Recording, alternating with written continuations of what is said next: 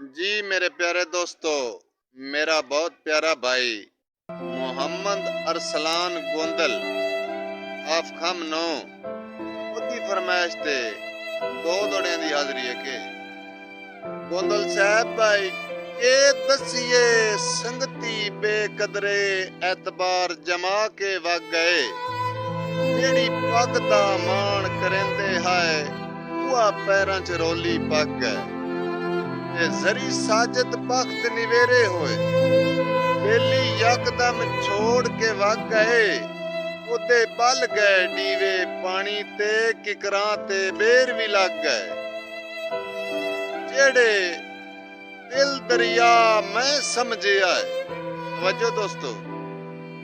जेड़े दिल दरिया मैं समझे आए आ दिल दे थोड़े निकले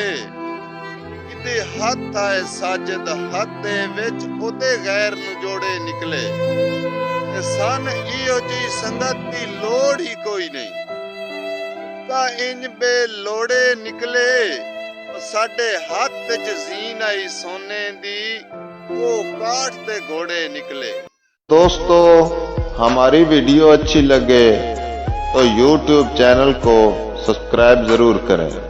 और साथ ही घंटी के निशान को दबाना ना भूलें। बहुत शुक्रिया।